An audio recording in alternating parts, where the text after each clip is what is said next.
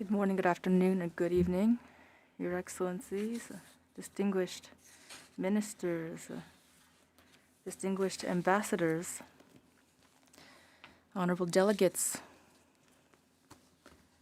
Director General. As Vice President of the 74th World Health Assembly, I'm pleased to welcome all of you to this second extraordinary session of the World Health Assembly. Before moving on to review special procedures and the adoption of the agenda of the extraordinary session of the WHA, I am honored to inform you that several distinguished high-level guests will be present among us. We are very honored to have them with us. Without further ado, I'd like to invite His Excellency Mr. Kasim Jomart Tokayev, President of the Republic, to take the floor.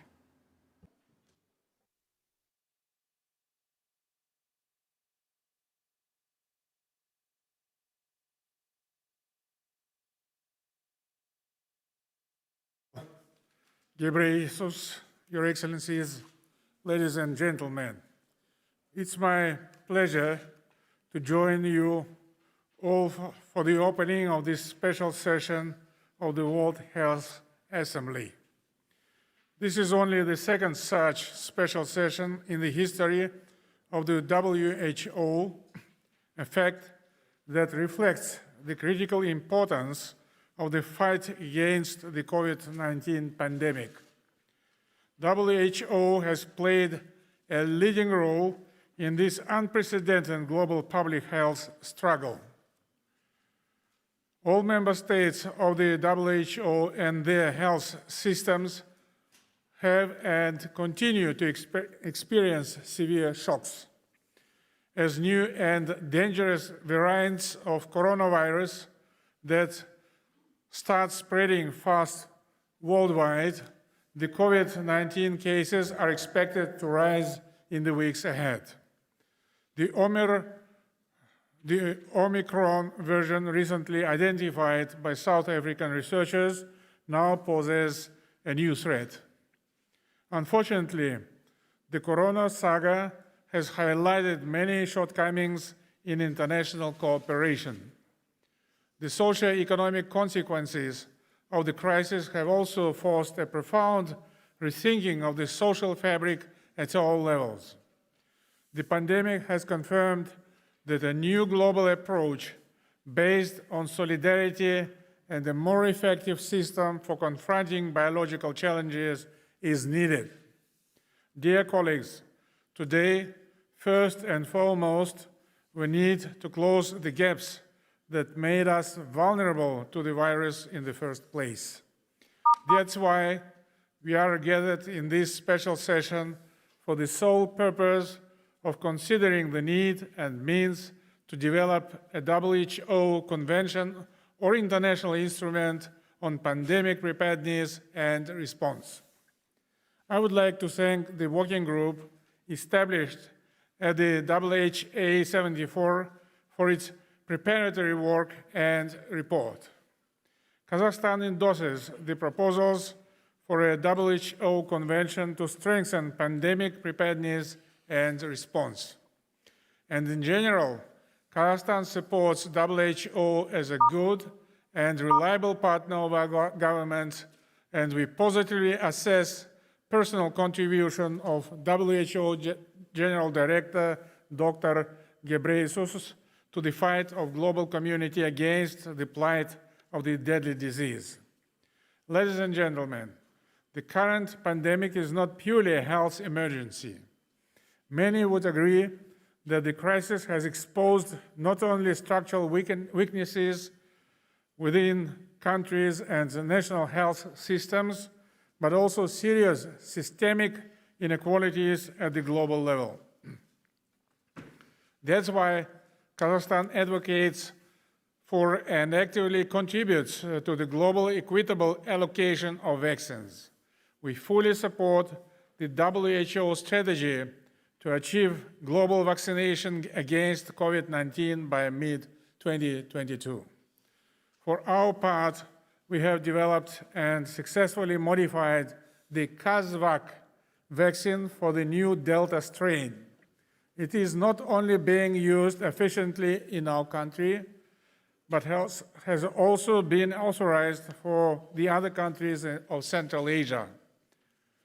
Dear friends, at the global level, like in any village or city, our prosperity, our shared wealth depends on our health. And our health depends on our solidarity and our coordinated response to common threats. I urge all countries to unite in achieving the goals under the stewardship of WHO. Thank you for your attention.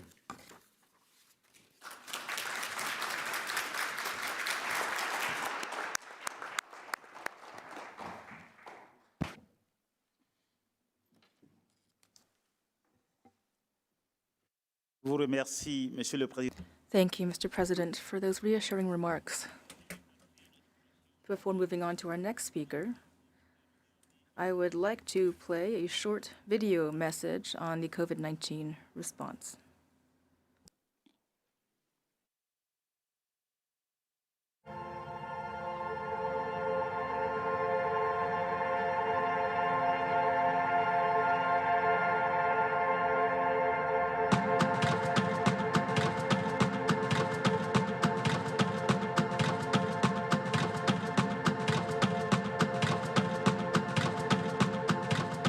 Every advance we made, be it in the diagnostics, be it in the vaccine, came as a response of sharing risk, sharing knowledge, and sharing capacity.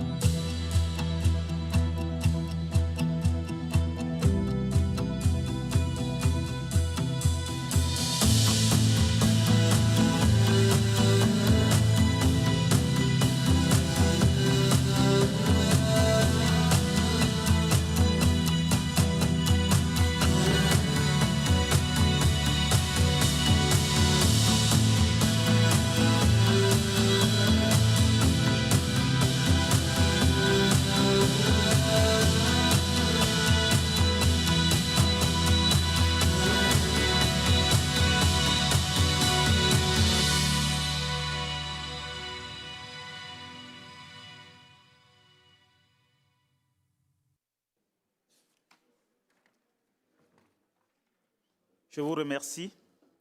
Thank you.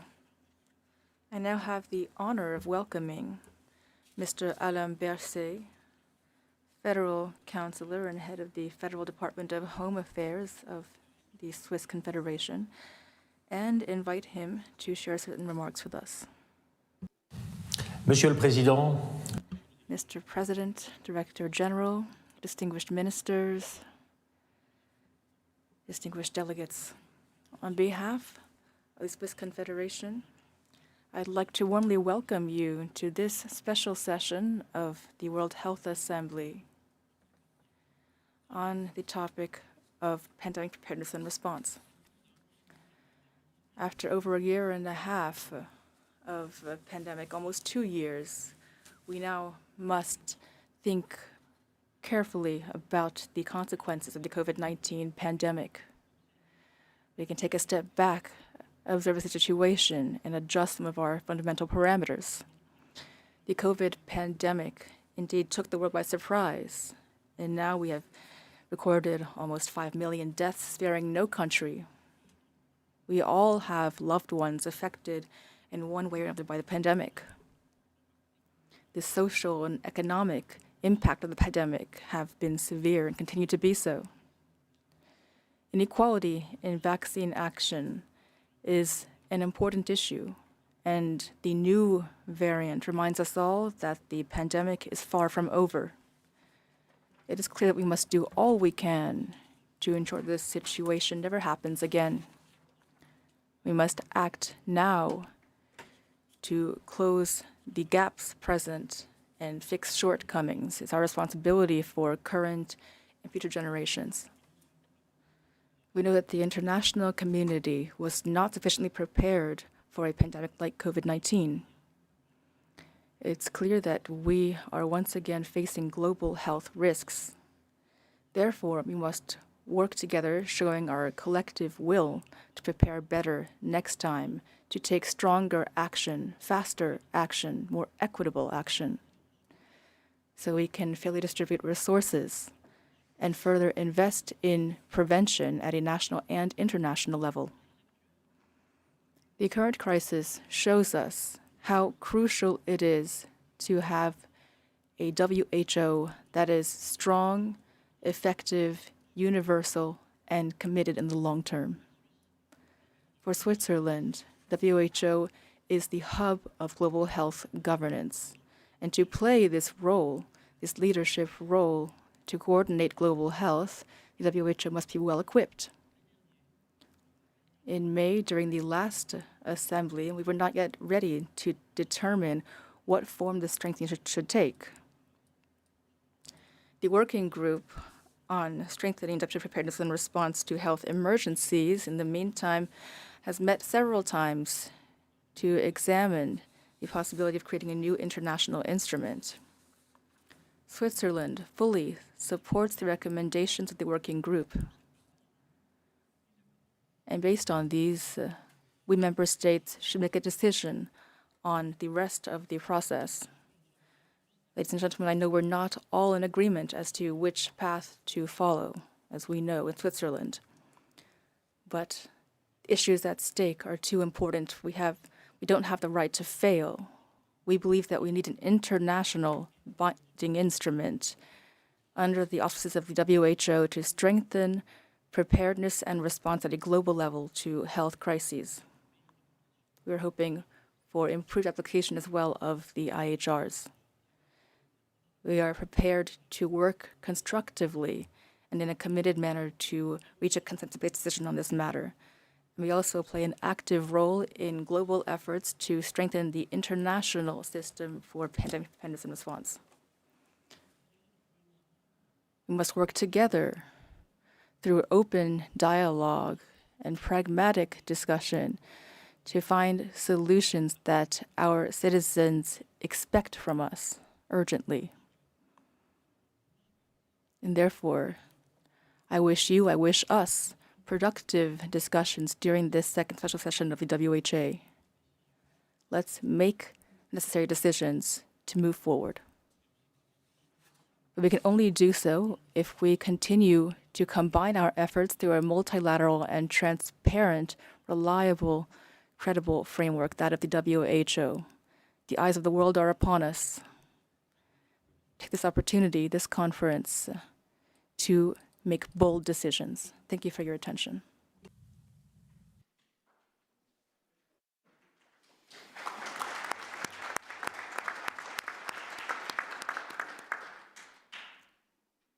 Merci, Monsieur. Thank you, Mr. Berset. I now have the pleasure of inviting Her Excellency, Madam Angela Merkel, Chancellor of the Federal Republic of Germany. Madam Chancellor, you have the floor. Secretary General, ladies and gentlemen, the COVID-19 pandemic continues to dominate our daily lives. It has highlighted deficiencies, but has also revealed our solidarity at this difficult time. The World Health Organization plays a central role in ensuring that the many initiatives on global health issues are coordinated, in implementing international health provisions, in seconding scientific experts to research the origins of viruses and infection outbreaks, or in shaping a new fund for global health security. Given these and many other important tasks, we need, above all, to ensure reliable financing for the WHO. The organization has to be able to react quickly in crisis situations and to set new priorities swiftly. It is thus my hope that we, the members, increase our assessed contribution significantly. That means to 50%. The catastrophic impact of the COVID-19 pandemic in terms of health and the economy ought to be a lesson to us. Viruses know no national borders. That's precisely why we should lay down the measures to be taken to improve prevention, early detection, and response in internationally binding fashion. I use the word "we" quite loosely. Let me remind you of a well-known saying.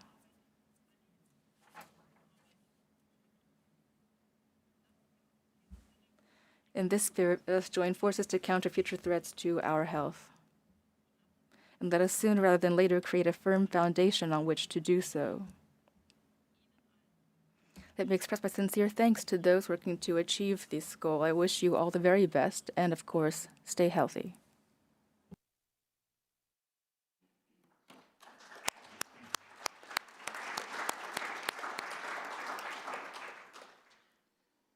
Merci, Madame la Chancelière. Thank you, Madam Chancellor. I now have the pleasure to invite His Excellency Mr. Sebastian Pinera, President of the Republic of Chile, to take the floor. Good morning, everyone, and thank you, Dr. Tedros, for inviting me to be part of this pivotal moment in the history of the World Health Organization, but also in the history of mankind's efforts to effectively control the spread of contagious diseases. And I say this with full awareness of the weight of my words, because the meeting that we inaugurate today is not an ordinary meeting. All of you present in Geneva today face an unprecedented challenge, but also an unprecedented opportunity, one that can make the difference between life and death for millions and millions of people all around the world.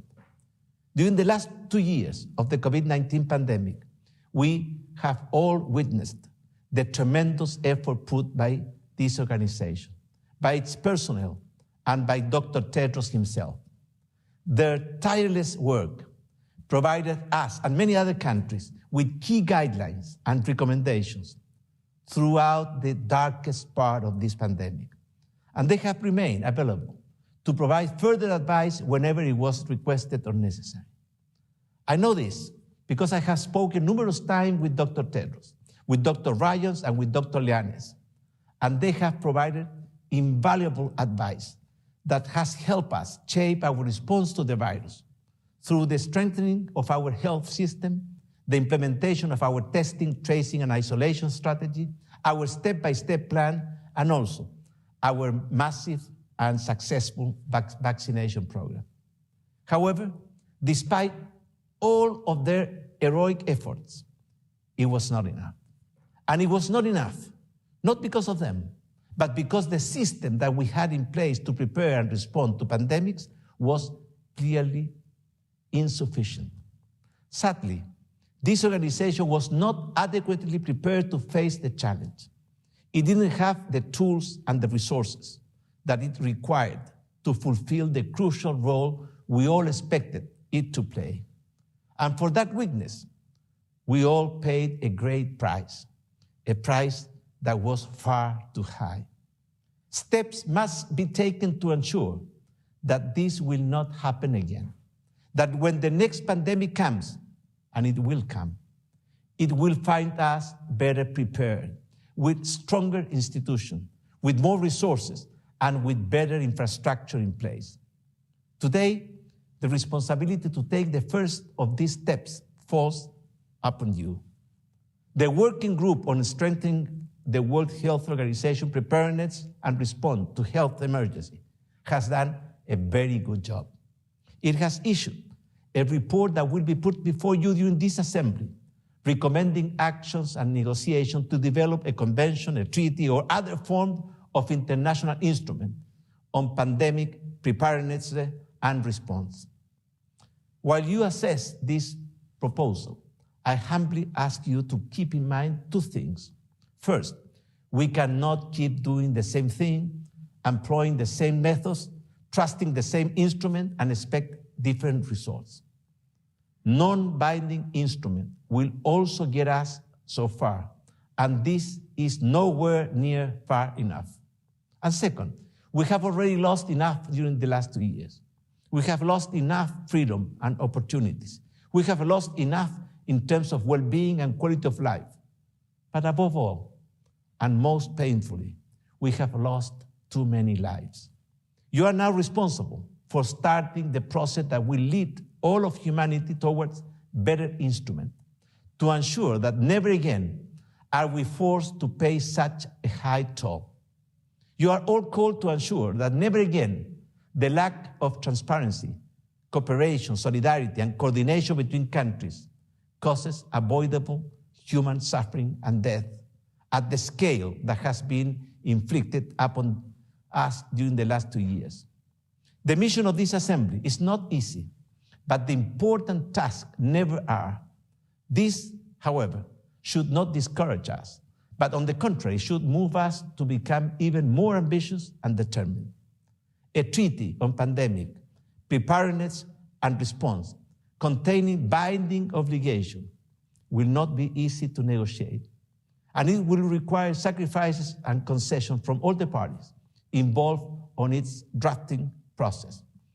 But it will be easier, and it will require less sacrifices and less concessions than facing the next pandemic with the same or similar inadequacy that our current system has. Today, through the development of a convention or treaty on pandemic preparedness and response under the World Health Organization umbrella, we have an opportunity to effectively improve our system, to strengthen the global health architecture, to create new channels for information sharing, to promote scientific and technological progress, to increase cooperation and solidarity between our countries, and to make sure that humanity does not go through the last 2 years all over. We must be bold enough to take this opportunity. We cannot afford not to. Thank you very much, and have a very good day.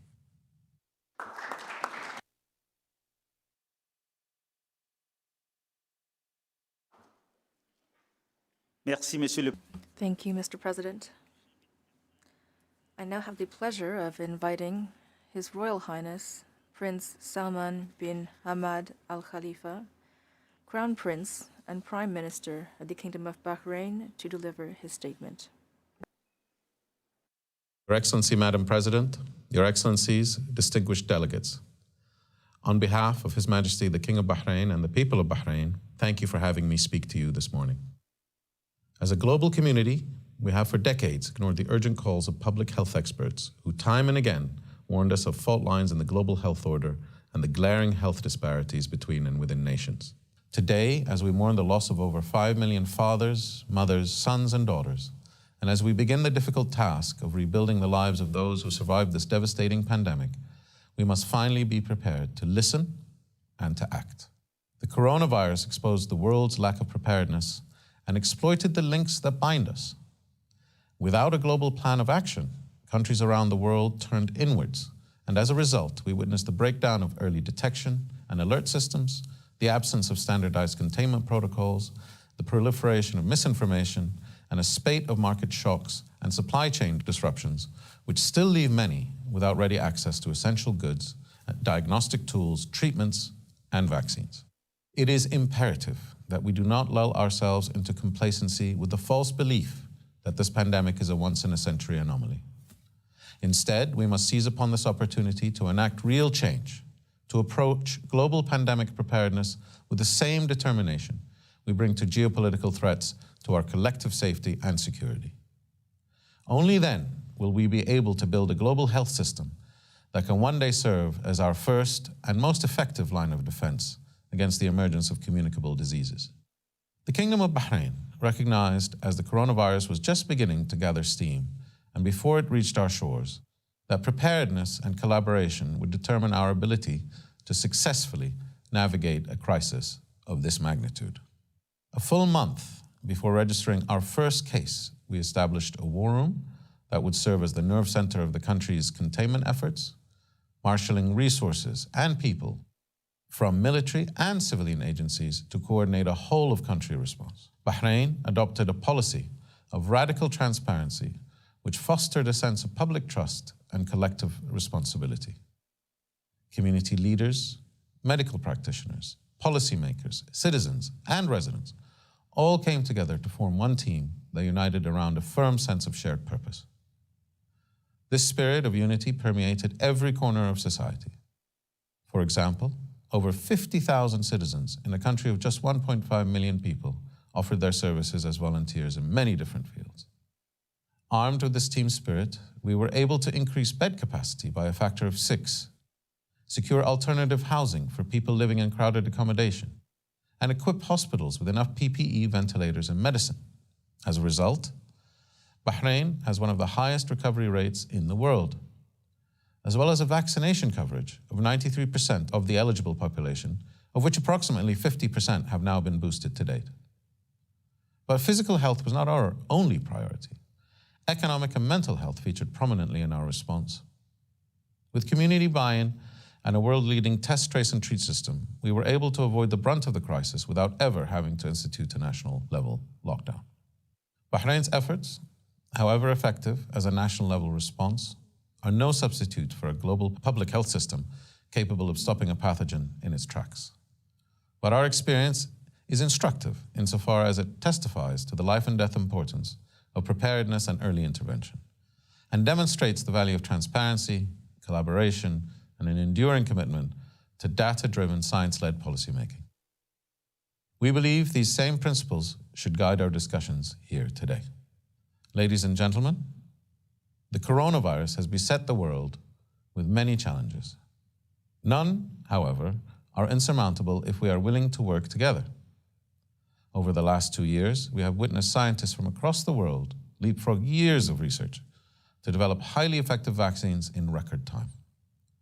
And while the pandemic is full of similar moonshot moments, we have to ensure equal and ready access to these game-changing innovations, particularly in the context of new emerging variants. In fact, vaccine coverage, which stands at over 40% globally, falls under 3% in some countries. And with around 1 billion idle doses in other nations, millions of avoidable deaths are likely to occur. We can solve this challenge and others if only we muster the political will to once again look outwards. It is our hope that the nations of the world will join forces and heed the lessons of this crisis in pursuit of a united front that serves the moral imperative of protecting present and future generations from the scourge of pandemics. Thank you very much.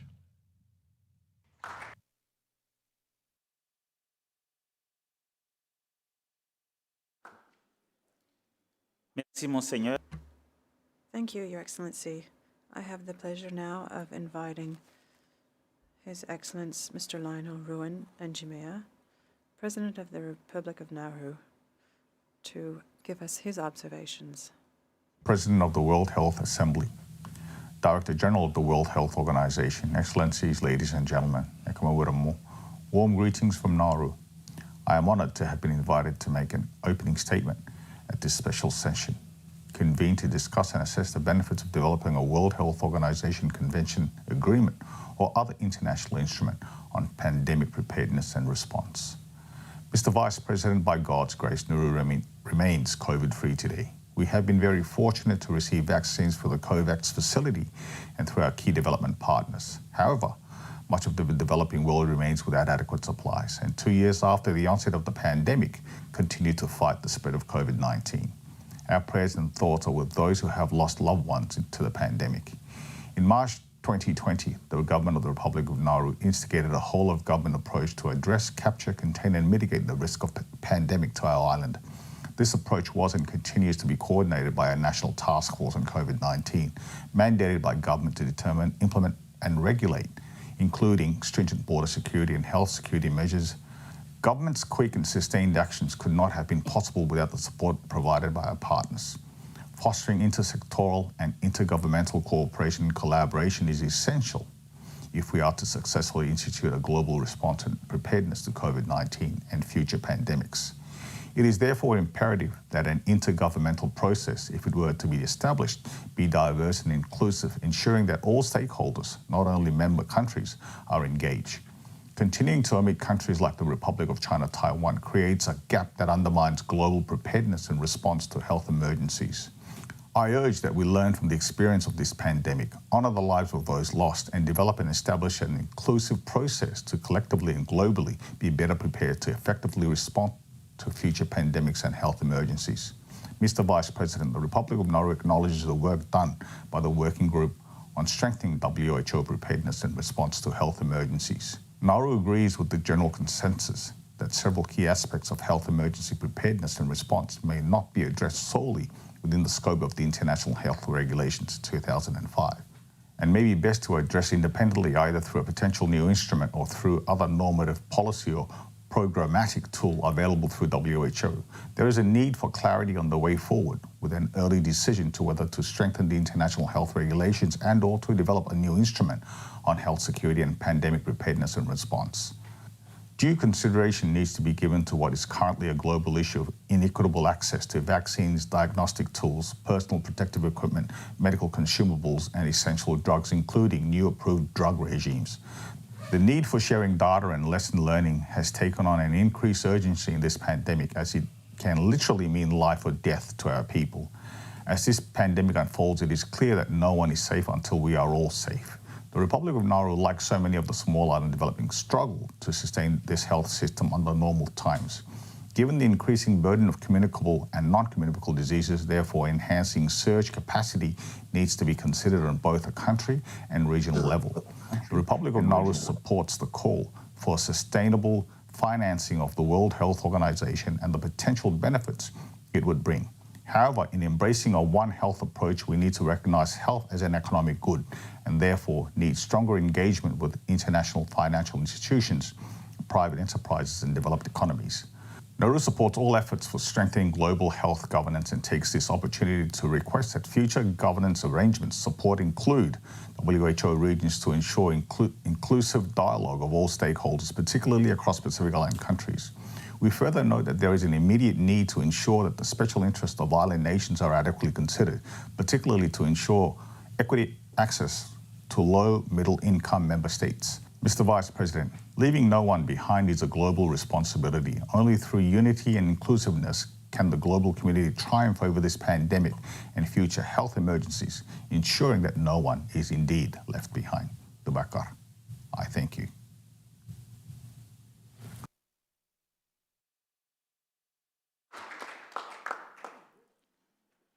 Merci, Mr. Thank you, Mr. President. I have the pleasure now of inviting His Excellence, Mr. Charles Michel, President of the European Council, to address the Assembly. Thank you. Thank you. Ladies and gentlemen, dear friends, first, I'd like to congratulate you for your courage and for your ambition in organizing this special session of the World Health Assembly. This is only the second time in the history of the World Health Organization that an extraordinary session takes place. Dear friends, today, I hope we will make history. The situation in the world demands it. As we speak, the world faces yet another wave of COVID-19, a clear reminder of our duty to our citizens and to each other. Our collective responsibility to never let another pandemic find us unprepared, uncoordinated, or working in isolation from one another. The outcome of this session and your decisions today are vital to how we will cooperate in the future, how we will prevent, prepare for, detect, and respond to health threats in the future. As you know, I've been a strong advocate for an international treaty or legally binding instrument on pandemic preparedness. We need an incremental change in our global health architecture. I want to warmly and sincerely thank you, Dr. Tedros, for our excellent cooperation and the many leaders and countries that have joined us. All of us, political leaders and leaders of international organizations, must be at the forefront of these global efforts. We must show the world that we can cooperate, build bridges, and find joint solutions. There is no silver bullet, no single way out, and there are no easy solutions in managing the massive challenges of global health threats. But we have already shown that when we do work together, human ingenuity knows no bounds. Developing vaccines in just 10 months is a perfect example, nothing short of a miracle. And now it's time for you, the World Health Assembly, to provide the legal framework for these sustainable solutions.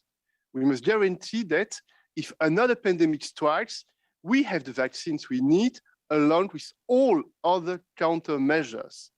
And just as crucially, we must ensure equitable access to these countermeasures. We simply cannot allow the same inequality we have seen and continue to see to repeat itself in future pandemics. That's why we must act One Health. We have a unique opportunity to go to the heart of prevention, and I'm referring to One Health. This is not just a concept. We must translate it into concrete action and tangible instruments. Scientists expect that 70% of future pandemics will stem from zoonotic diseases. So we must better understand the links between human, animal, and environmental health. The One Health approach is not a luxury, it's a must-have for future global health. Ladies and gentlemen, dear friends, thank you again for your dedication and your efforts to improve global health governance, and for your hard work during this pandemic, and your commitment to prevent the next one. The world is counting on you, and together, let's take bold and decisive action.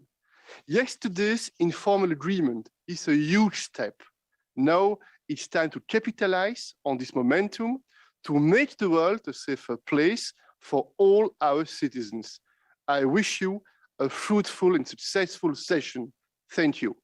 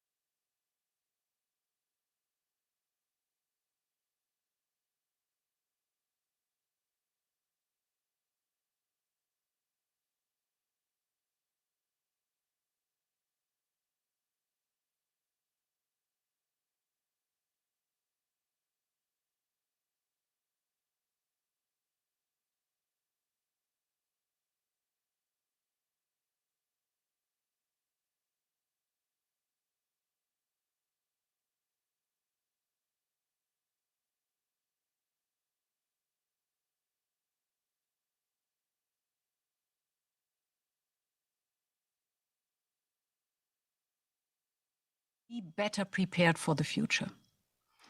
And this is why I welcome the World Health Assembly's decision to start negotiations towards an international agreement or other international instrument to strengthen pandemic prevention, preparedness, and response. I also support targeted improvements to the 2005 International Health Regulations, an overall strengthening of the WHO, so important, and the establishment of a new financial intermediary fund for global health security and pandemic preparedness. From our side, the European Commission looks forward to inclusive multilateral negotiations starting next year.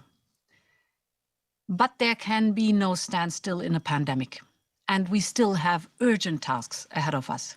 As we speak, the global community is faced with the threat of a new, highly transmissible variant of COVID-19, Omicron. This is not the first variant, and this time the world showed it is learning. And I want to say explicitly that I'm personally grateful to the leadership of President Cyril Ramaphosa for that. South Africa's analytic work and transparency in sharing its results was indispensable in allowing a swift global response. It no doubt saved many lives, and it is a model of how international cooperation should work in the face of cross-border health threats. Because only collective, effective, and immediate responses can work against viruses that, of course, do not respect either borders or good intentions. At the Global Health Summit in May, we agreed to uphold the principles of equity and good governance. We agreed to make multilateral cooperation and solidarity the only viable way forward. The G20 summit repeated that pledge last month in Rome, and you can count on the European Union to make good on that. The European Union and its member states will work very hard to achieve the global vaccination target of 70% in 2022, agreed at the recent G20 summit. And we will support capacity building for sequencing, testing, treatments, and of course, vaccination. We know we can get there, and we will make sure we do. And this is why Europe aims at sharing at least 700 million doses of vaccines by mid-2022 with low and middle income countries. It is why we helped create the ACT Accelerator and provided €3 billion funding, especially for global vaccination through COVAX. And it is also why we are investing heavily in vaccine manufacturing in Africa. And we are also engaging on vaccine manufacturing with South America. Together with our partners, we will do everything needed to overcome this pandemic and to be better prepared for the future. I wish you a successful World Health Assembly. You have an important work ahead of you, and I very much thank you for your attention.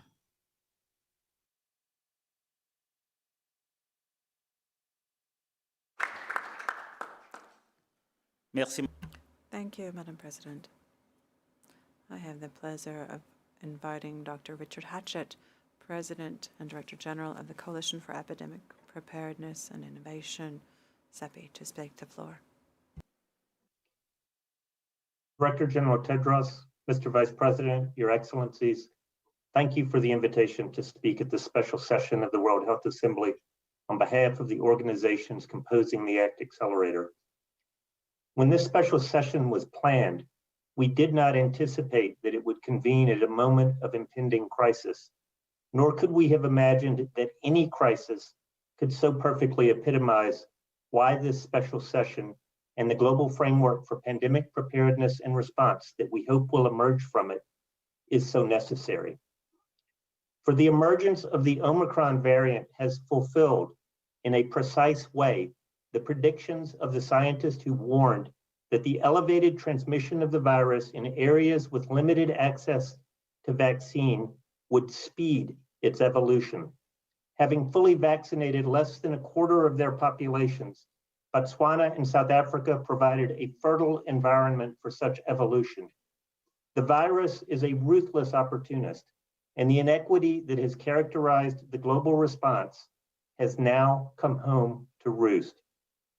The cases were picked up, however, only because Botswana and South Africa do have access to diagnostics and among the highest testing rates on the continent, performing nearly one daily COVID-19 test per 1,000 people.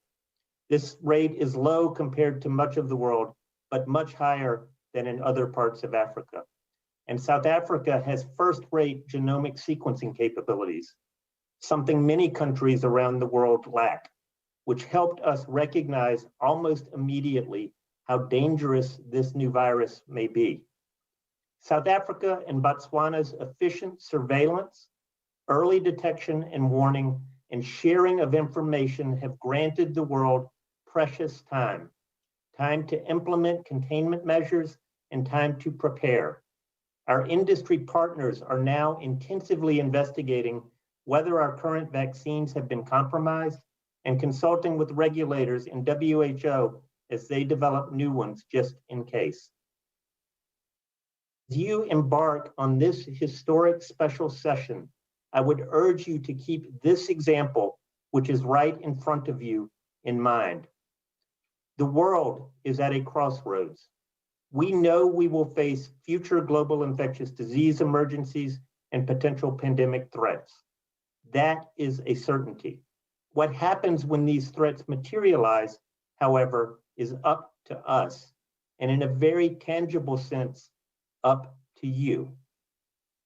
We urgently need a global framework or convention on pandemic preparedness and response if we are to have any hope of preventing future pandemics, accelerating the global availability of critical medical countermeasures, and ensuring more just outcomes than we have achieved with COVID. We have said often, all of us, that no one is safe unless everyone is safe.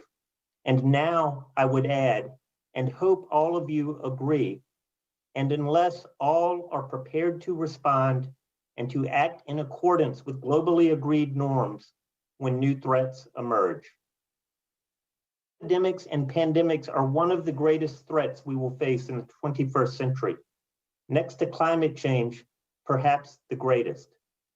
To counter them in the future, we must learn from this experience. We cannot rely on the uncoordinated action of nearly 200 sovereign states to deliver results better than those we have observed to date. We must strengthen the institutions we have, including the technical agencies that I represent here today. And crucially, we must agree on principles for the sharing of data, specimens, and countermeasures, including vaccines. Thank you, and I wish you a successful meeting.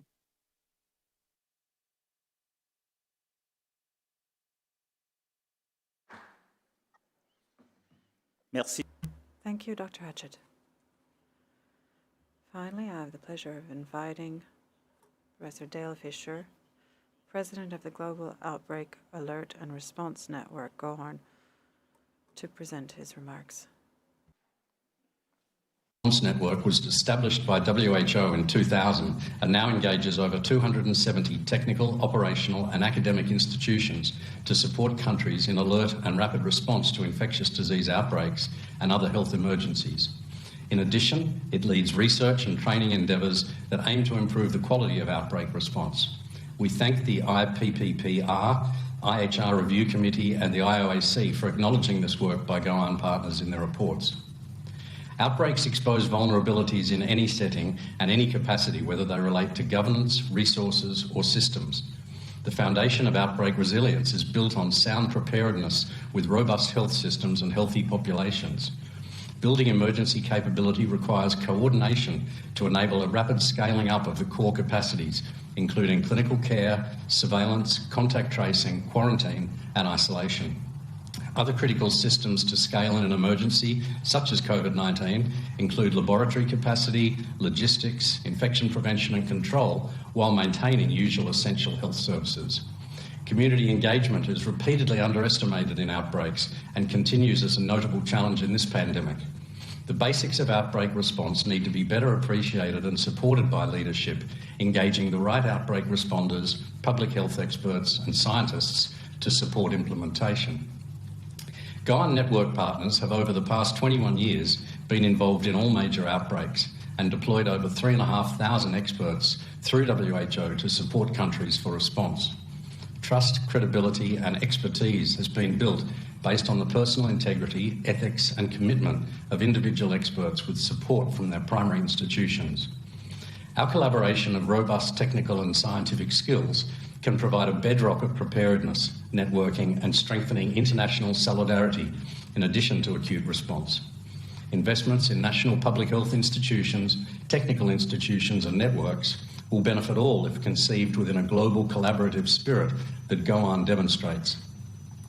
We advocate for a building block investment in community and national capacities. Our network partners can support this.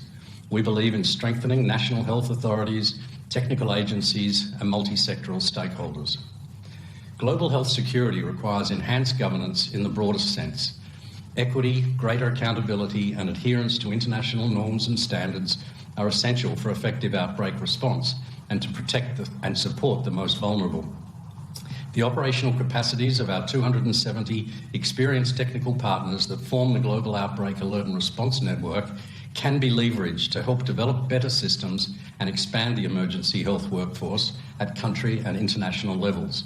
But this requires investment in those partners and increased technical collaboration and coordination, which is quite feasible building on the existing GOAN paradigm. Thank you for giving GOAN this opportunity.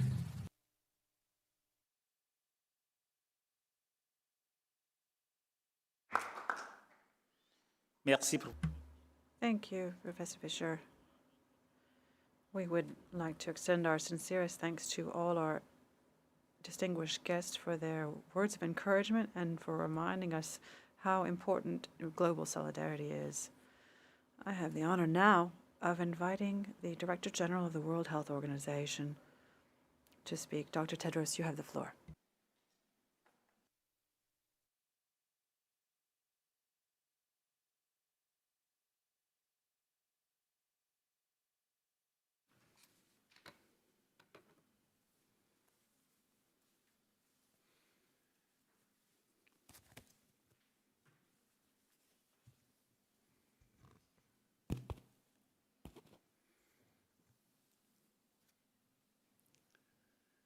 Thank you, Your Excellency, President of the Assembly, Professor Benjamin Hong-Patin, Your Excellency, Dr. Hanan Al-Kuwari, Honorable Ministers, Excellencies, dear colleagues and friends. I thank His Excellency, President Tokayev, for his participation and message this morning. And I thank each of our distinguished guests for their messages. Federal Chancellor Alain Berset of Switzerland, Chancellor Merkel of Germany, President Pinera of Chile, His Royal Highness Prince Salman bin Hamad of Bahrain, and President Ainigema of Nauru, President Michel of EU Council, and President von der Leyen of EU Commission, Dr. Hachette of CEPI, and Dr. Fisher of GORN.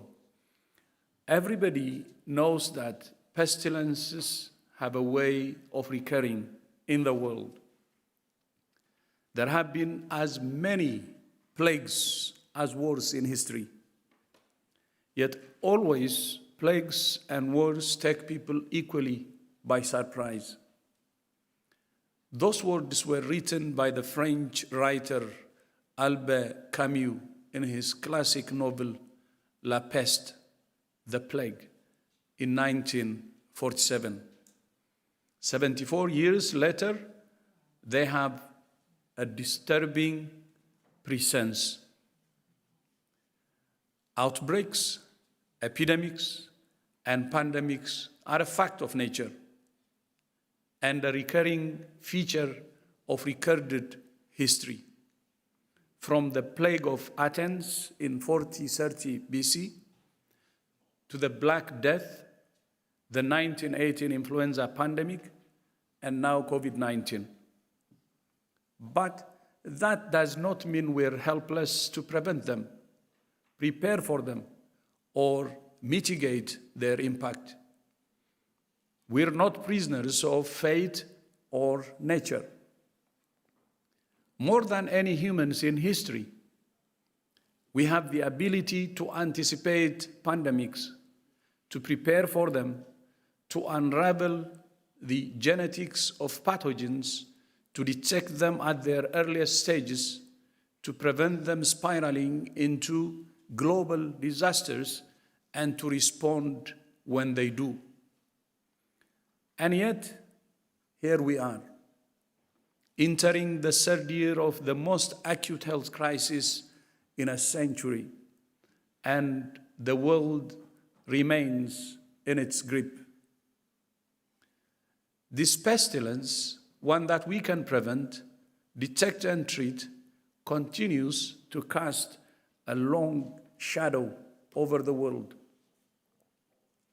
Instead of meeting in the aftermath of the pandemic, we're meeting at a fresh wave of cases and disease crashes into Europe, with untold and uncounted deaths around the world.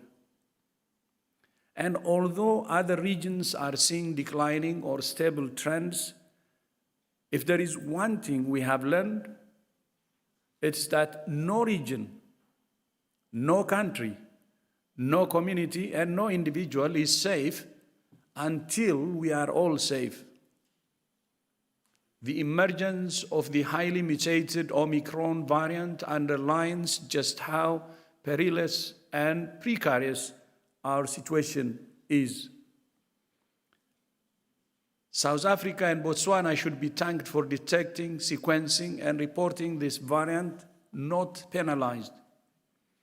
Indeed, Omicron demonstrates just why the world needs a new accord on pandemics. Our current system disincentivizes countries from alerting others to threats that will inevitably land on their shores.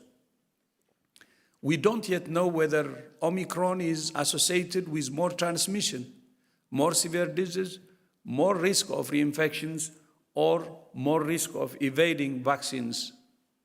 Scientists at WHO and around the world are working urgently to answer these questions. We shouldn't need another wake-up call. We should all be wide awake to the threat of this virus. But Omicron's very emergence is another reminder that although many of us might think we're done with COVID-19, it's not done with us. We're living through a cycle of panic and neglect.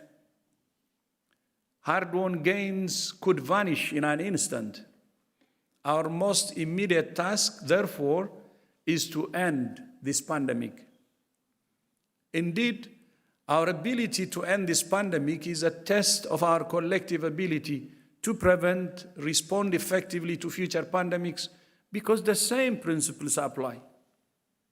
The same principles: courageous and compassionate leadership, fidelity to science, generosity in sharing the fruits of research, and an unshakable commitment to equity and solidarity.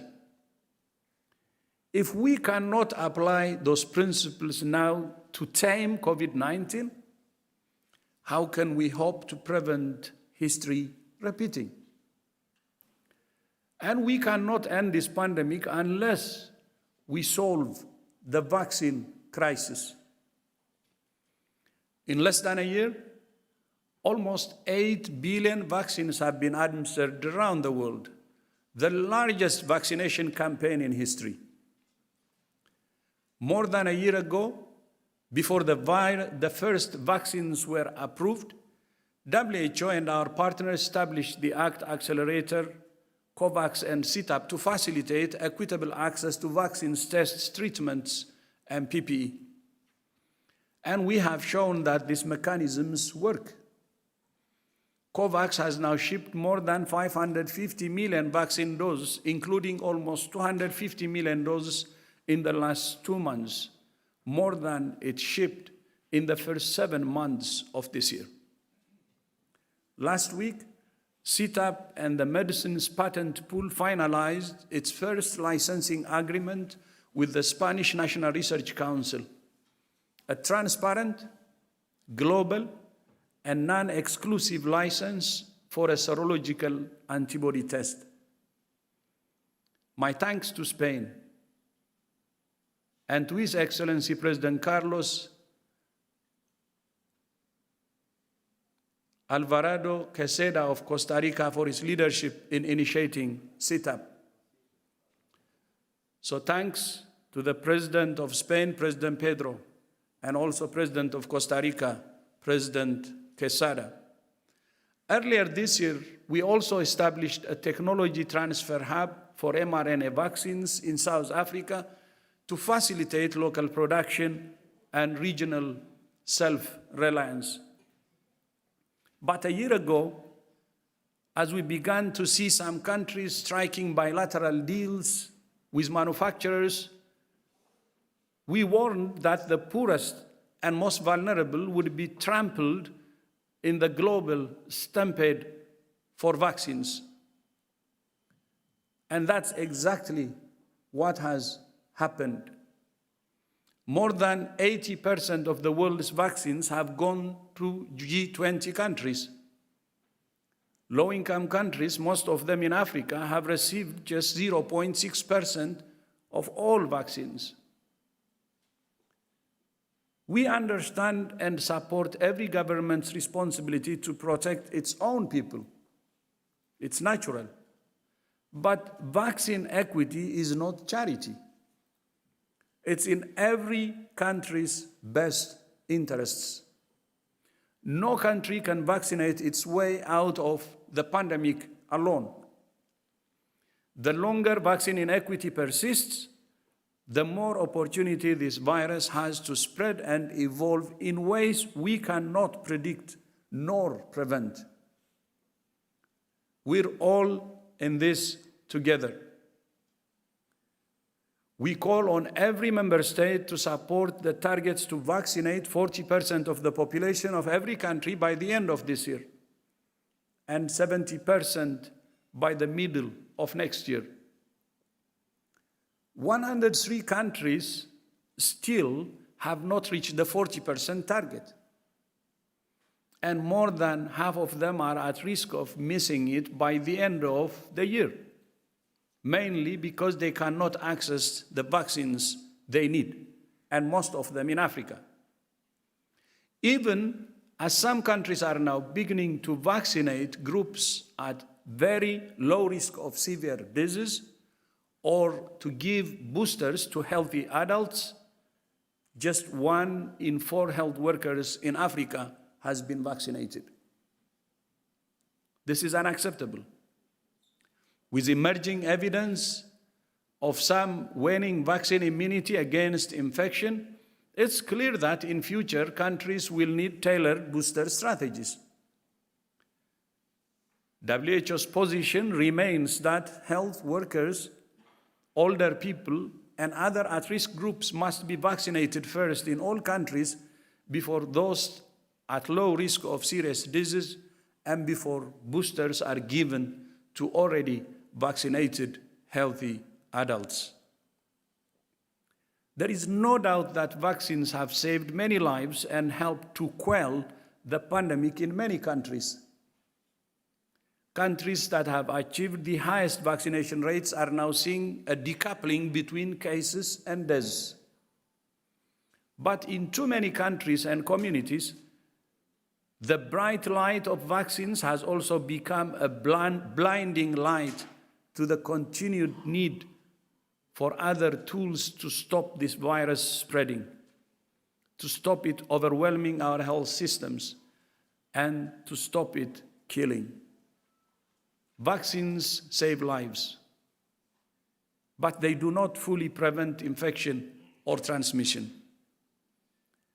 Until we reach high levels of vaccination in every country, suppressing transmission remains essential. We don't mean lockdowns, which are a last resort in the most extreme circumstances. We mean a tailored and comprehensive package of measures that strike a balance between protecting the rights, freedoms, and livelihoods of individuals while protecting the health and safety of the most vulnerable members of communities.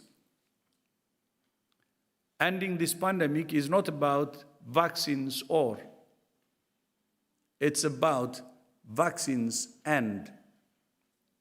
Excellencies, dear colleagues and friends, COVID-19 has now killed more than 5 million people, and they're just the reported deaths.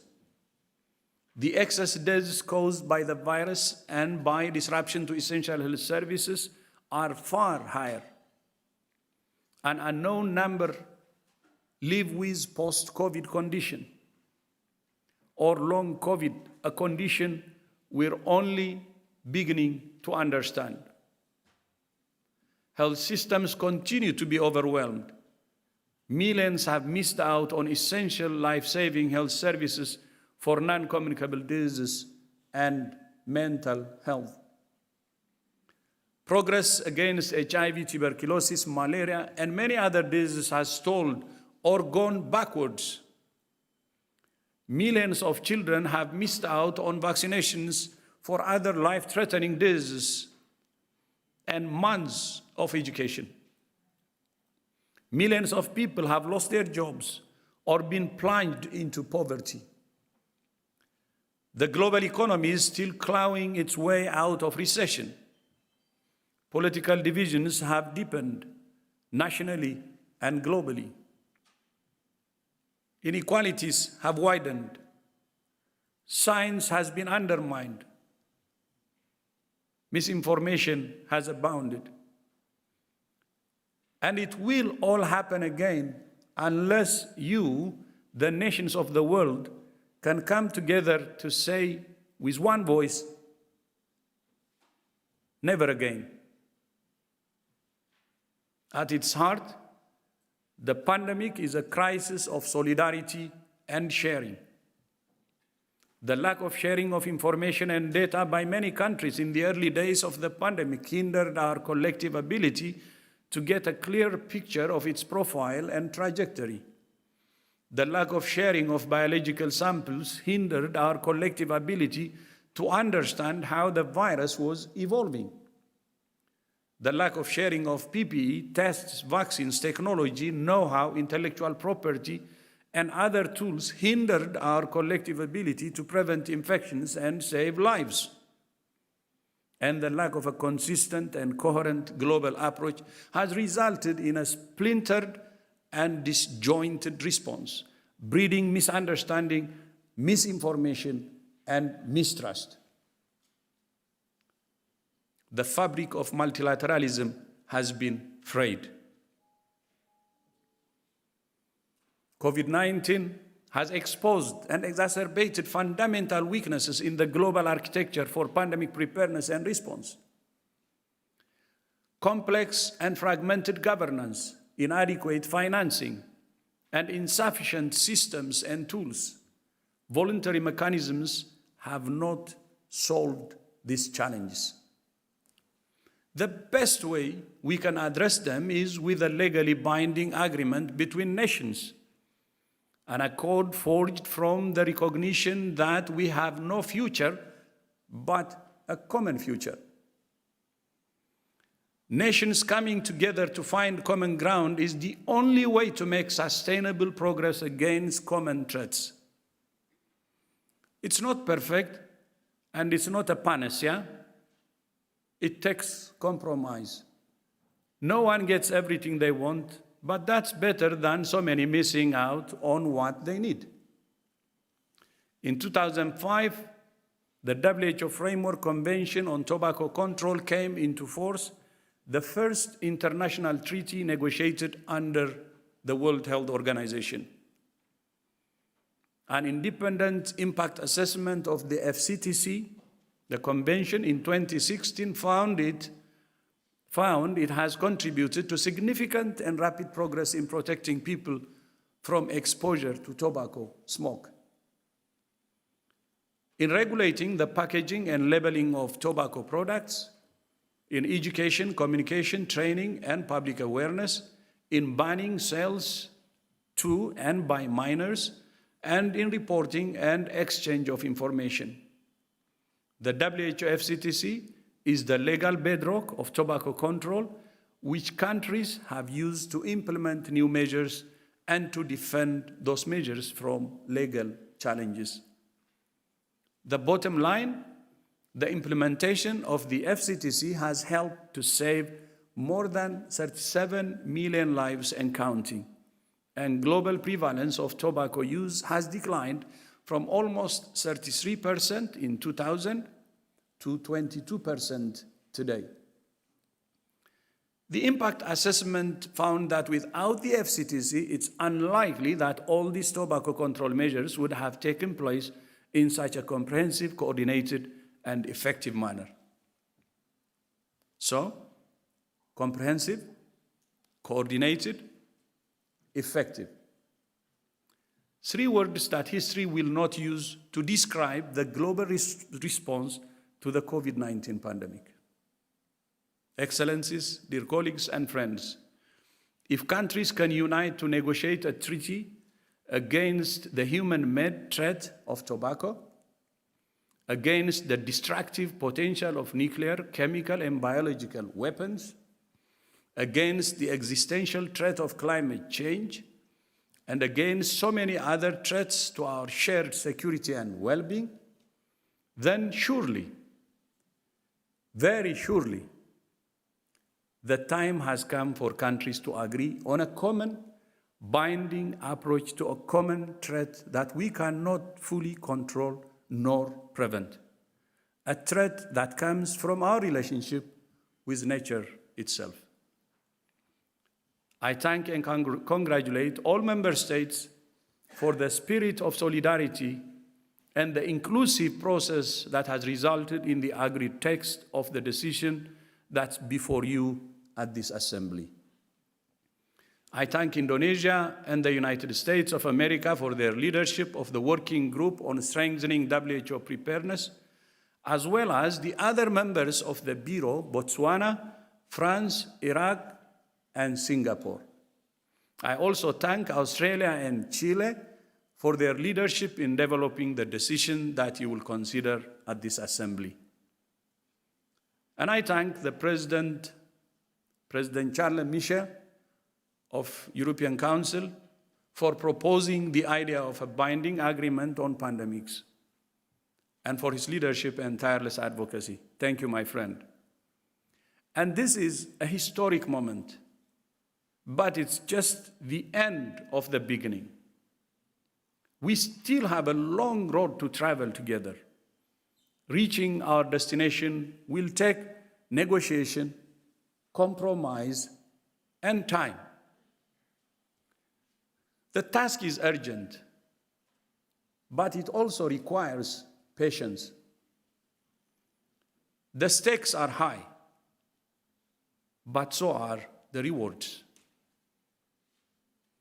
A convention, agreement, or other international instrument will not solve every problem, but it will provide the overarching framework to foster greater international cooperation and provide a platform for strengthening global health security in 4 key areas. First, better governance.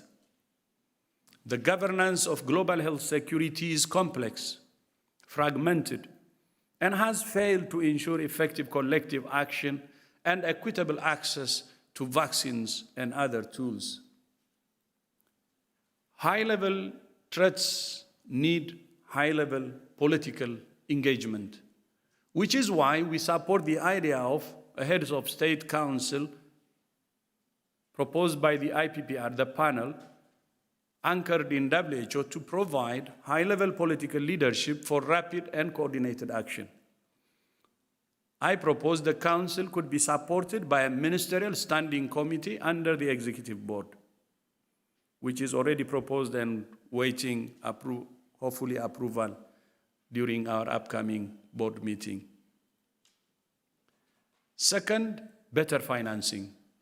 Cycles of panic and neglect have created an unstable and unpredictable financing ecosystem for global health security. Strengthening the world's defenses demands financing that's truly additional, predictable, equitable, and aligned with national, regional, and global priorities. A mechanism funded solely from voluntary development assistance will only increase competition for already scarce resources. WHO supports the idea of a financial intermediary fund supported by a secretariat based at WHO, housed at the World Bank, and financed by countries and regional organizations on a burden-sharing basis. Third, we need better systems and tools to predict, prevent, detect, and respond rapidly to outbreaks with epidemic and pandemic potential. Already, the Secretariat has taken steps to start building some of those systems and tools. In September, we opened the WHO Hub for Pandemic and Epidemic Intelligence in Berlin, a new center designed to enhance global surveillance by harnessing the power of collaborative and artificial intelligence and other cutting-edge technologies. Other initiatives are in development, including the WHO BioHub system to provide a reliable, safe, predictable, and transparent mechanism for countries to share novel biological materials. Several member states are now piloting the Universal Health and Preparedness Review, a peer review mechanism for enhancing national preparedness modeled on the Universal Periodic Review used by the United Nations Human Rights Council. This was suggested by my friend, Ambassador Sambo of Central African Republic, and thank you, Ambassador Sambo, and it's going well. And last week, the Scientific Advisory Group for the Origins of Novel Pathogens, or SEGO, held its first meeting, a new permanent body to establish a more systematic way of identifying the source of new outbreaks. At the same time, we must use and enhance the tools we already have, including the Global Outbreak Alert and Response Network, GORN, and the Global Influenza Surveillance and Response Systems, GISRIS, and the Pandemic Influenza Preparedness Framework. And fourth, the world needs a strengthened, empowered, and sustainably financed WHO at the center of the global health architecture. With 194 member states and 152 country offices, WHO has unique expertise, a unique global mandate, unique global reach, and unique global legitimacy. But over several decades, WHO has been progressively weakened by a debilitating imbalance between assessed and voluntary earmarked contributions that distorts our budget and constrains our ability to deliver what you, our member states, expect of us. The widening mismatch between the expectations of WHO and its resources is well known. COVID-19 must be the catalyst to rectify it. If not now, when?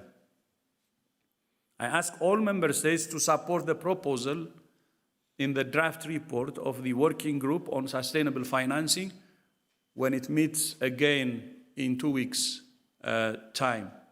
And I thank Björn Kummel, the chair of the Working Group, for his leadership.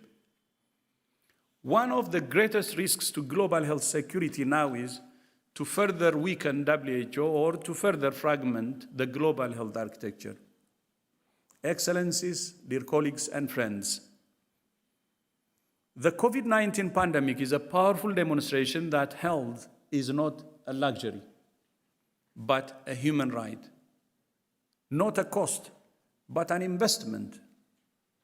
Not simply an outcome of development, but the foundation of social, economic, and political stability and security.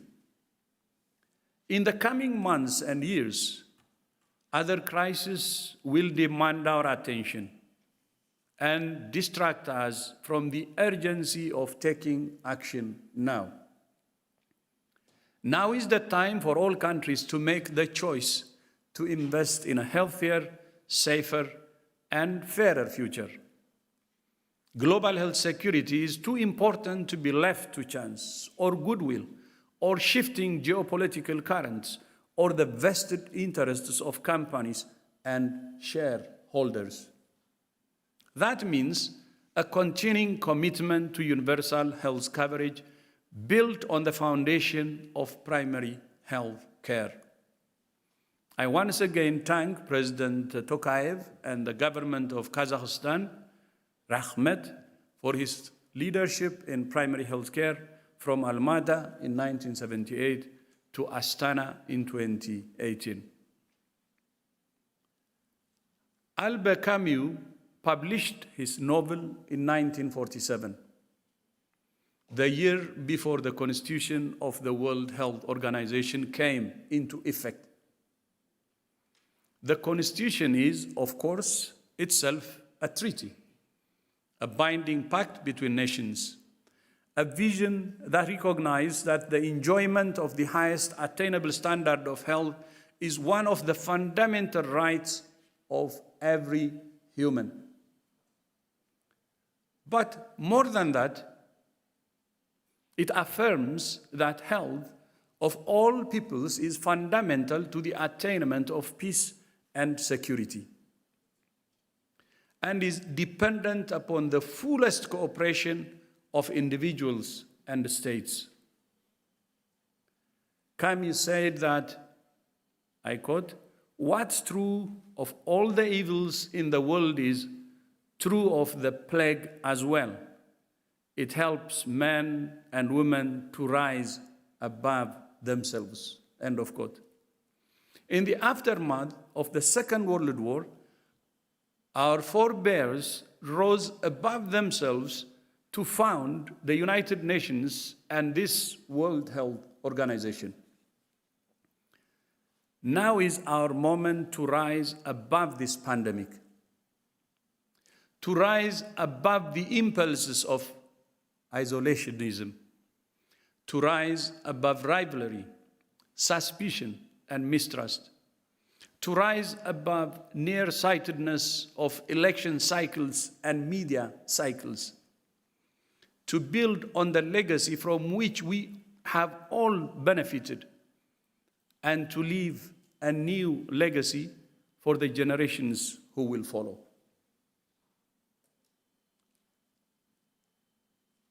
Let it be said,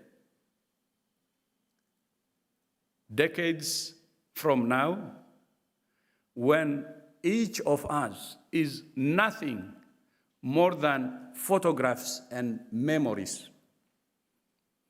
that we left the world a healthier, safer, fairer place than we found it. I like this, so if you allow me, I will repeat. Let it be said, decades from now, when each of us is nothing more than photographs and memories, that we left the world a healthier, safer, fairer place than we found it. I thank you, and merci beaucoup, Chair.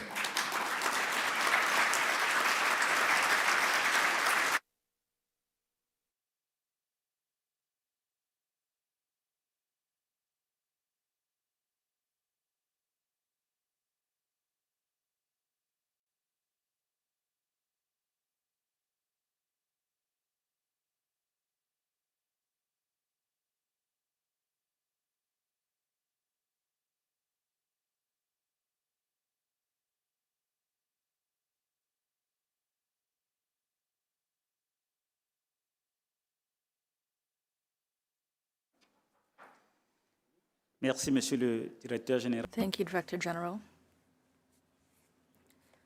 Before we continue, please allow me to make a few opening remarks.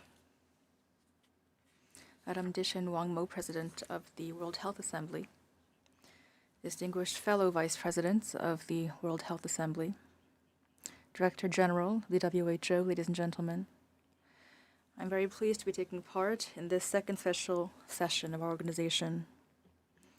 I'd like to sincerely commend the President of the Bureau of the World Health Assembly for her leadership in handling major topics of concern of WHO since May 2021, which we determined at the 74th WHA. Distinguished colleagues, I'd like to thank you for conferring on my humble self the honor of presiding in the absence of our President.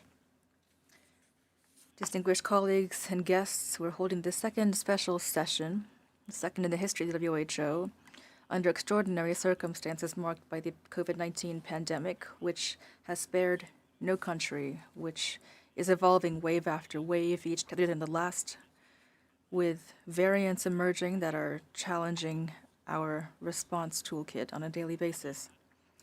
The latest such variant, the Omicron variant, has been the focus of our attention for several days now.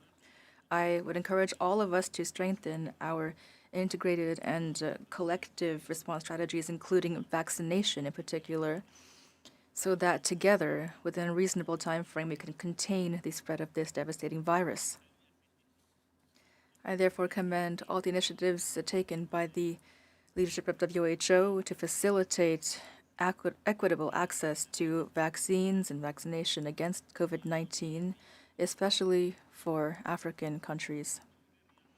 I'd like to reiterate the support of the member states for our Director General, for his exceptional leadership and perseverance in coordinating our collective action during this difficult time. You have proved yourself more than worthy of our support. Distinguished colleagues and guests, in light of the experiences we've all had in managing the COVID-19 crisis, we must work together to improve our collective capacity to respond to international health threats and emergencies, to better protect our populations and to make the world safer. That is why I am pleased that our session will be examining the main item on our agenda, which concerns the benefits of an international instrument on pandemic response and preparedness. I'd like to thank the Member States Working Group on strengthening WHO preparedness and response to health emergencies for the relevant proposals that have been submitted for our review.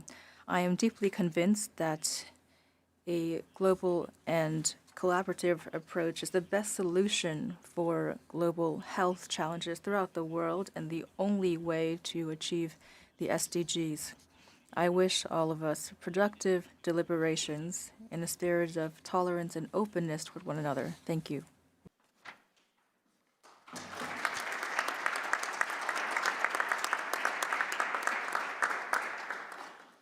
Cela me fait donc à la cérémonie d'ouverture. This brings the opening ceremony to an end.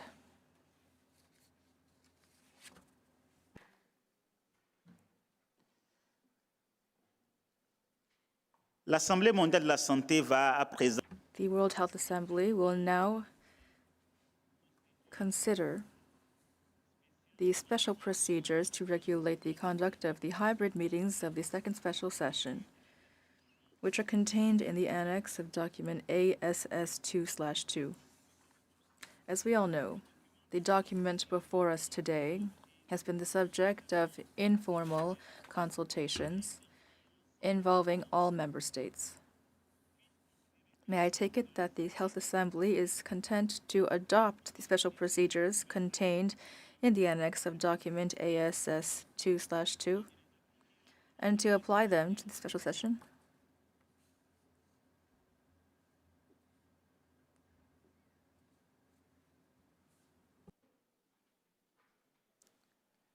Je ne vois aucune. I see no objections. It is so decided. Thank you. Les États membres Member states wishing to raise a point of order, exercise a right of reply, or request for a procedural motion should do so, either by raising their nameplate if the delegation member is physically present, or by sending a message to the following telephone number by SMS, text, or by WhatsApp. +41 79 467 2870. membres This number is the same number that member states used during other recent governing body meetings, and it may be used only for points of order, requests for rights of reply, or other procedural motions. It may not be used for any other matter. In addition, I would like to make clear that I propose to accord the right of reply if it is sought at the end of each day. Delegates are kindly requested to keep their interventions as brief as possible, and in the interest of time, it would be appreciated if interventions could be limited to 3 minutes maximum. The World Health Assembly delegates may recall that at the WHA 74, Dr. Emilia Flores of Guatemala was elected as vice president from the region of the Americas. Since then,